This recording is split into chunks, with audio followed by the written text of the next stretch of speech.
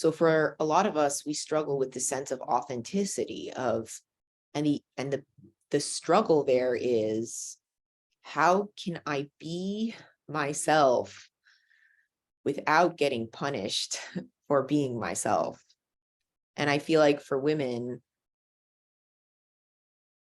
a lot of times that's what we're feeling. How can I love to a full capacity? How can I create to a full capacity? How can I express myself to the fullest capacity without consequences?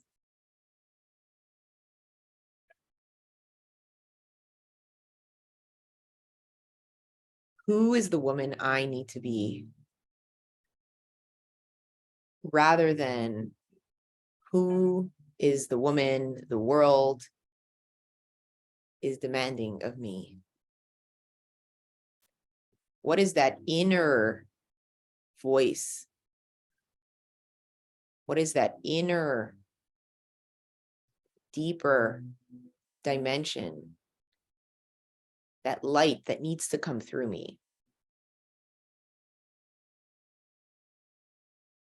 For so many of us, we don't realize that when we are suppressing this,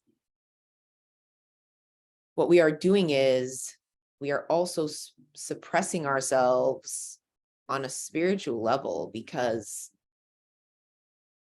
it's almost like looking in the mirror before you go out. The mirror is there to help you see, right? The mirror is there to help you see what you look like. Depending on the quality of the mirror, you'll be able to sometimes, you have skinny mirrors, fat mirrors, if you've ever been to a circus, there's all sorts of shapes and sizes that you can kind of twist your mind into seeing, right? For fun. But on a day-to-day, we kind of peek in the mirror to make sure we look okay. And that gives us a perspective and a perception of who we are on a physical level, right?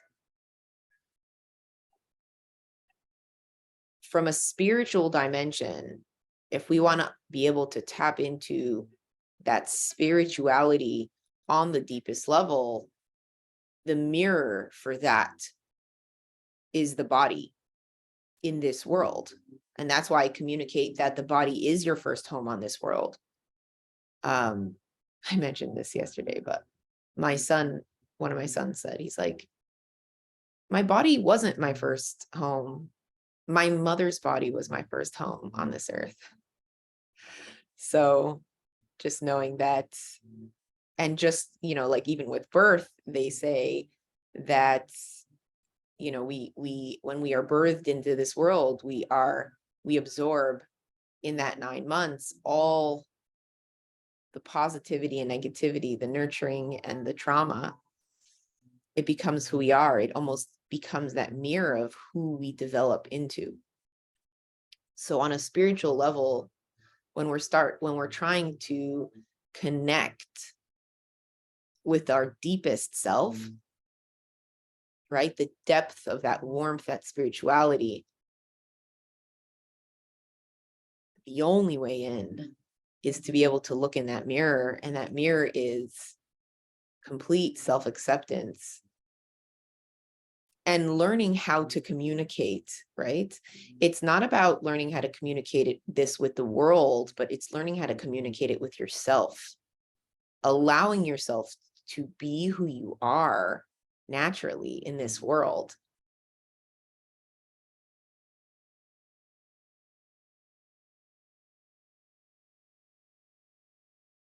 Noticing where you might be suppressing, what are the detours you are taking, rather than stepping into your femininity completely.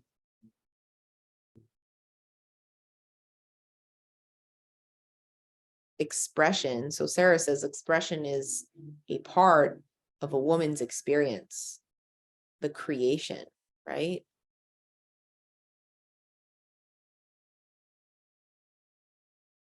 We actually are, as females, one of the only, right, or only species that can create, bring something down to this world, as in another child. So we birth.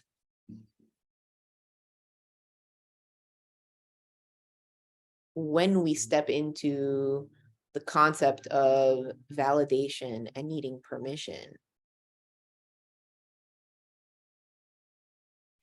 one of the challenges that we face is a sense of codependency, because our femininity then is attached to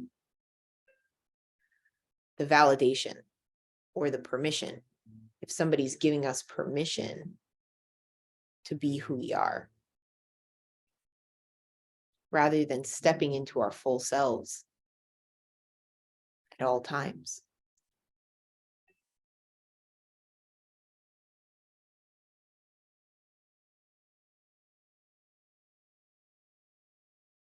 So just notice how that feels.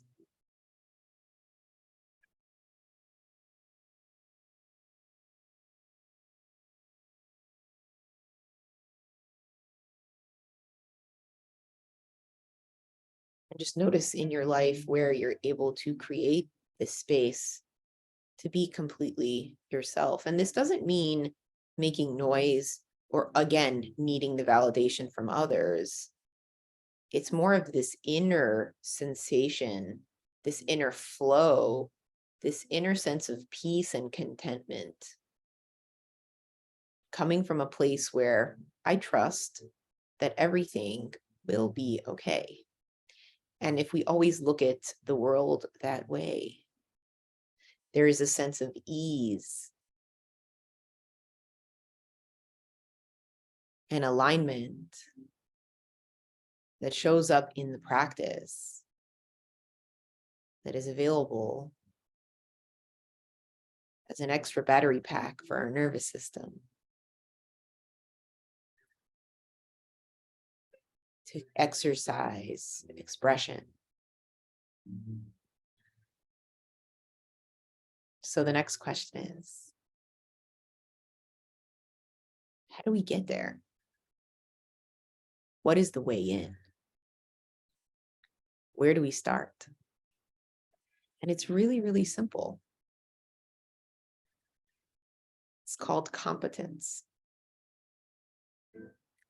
Confidence is built from a sense of trust, but also competence, right?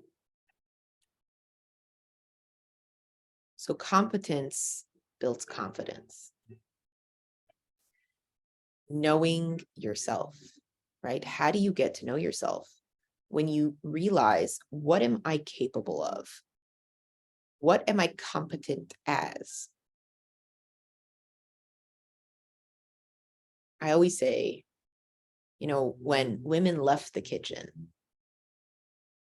they lost their sense of intuition.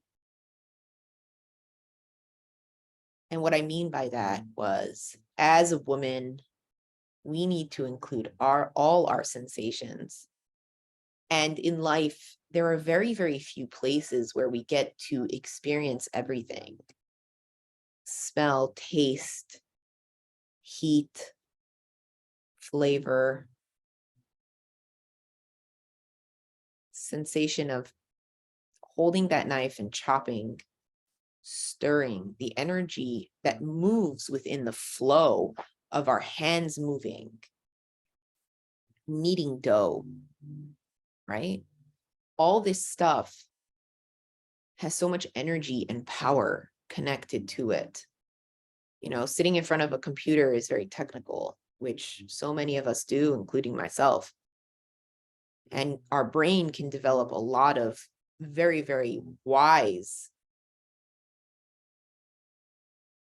thoughts. Dr. Ibrahim Karim, so he's like the guy that invented biogeometry, which is one of the things that I am tapping into myself, reading his material. He says we're going into an age of intellect. The problem that happens when we go into more of an intellectual space, the body naturally suffers. What that means is we're paying less attention to the body and more attention to the mind. The more time and attention we spend with our mind, the sicker the body gets, or the less in tuned or familiar. So like the mirror, we are less familiar with what we look like, right? It's more difficult to recognize ourselves.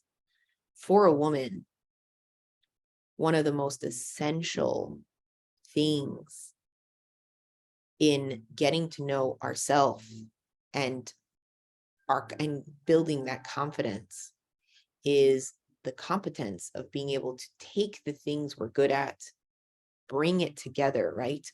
Unify using all our sensations, right? We are sensual beings.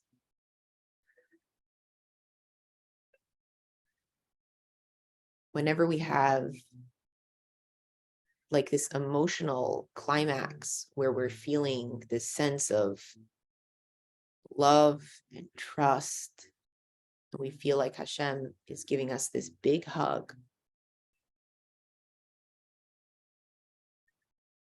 something that's usually connected to that is that we are in sync with all our sensations, where all the channels are open. We're feeling life in higher definition. So going back to the beginning, if we take that time to suppress ourselves, we don't allow ourselves to be who we are,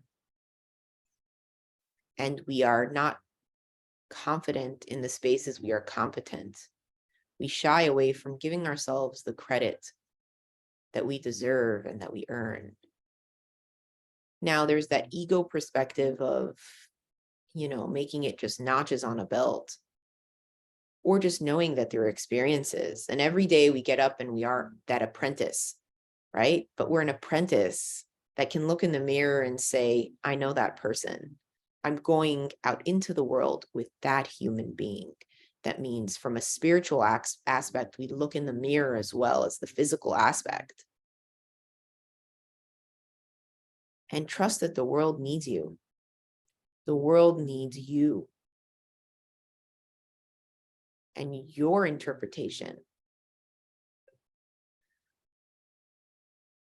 It needs you living fully in your senses, in all your senses. Because that's the only way we can actually dig deeper and bring more spirituality to this world. So get to know yourself. The competence in itself is knowing yourself, right? It's what am I confident and capable of?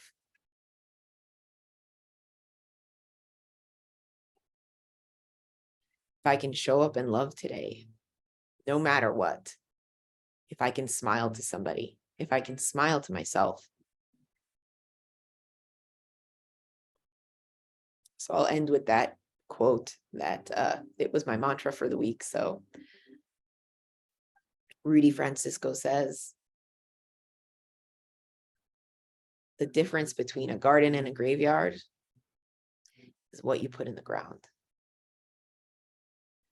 You have beautiful seeds that grow every day and blossom every day.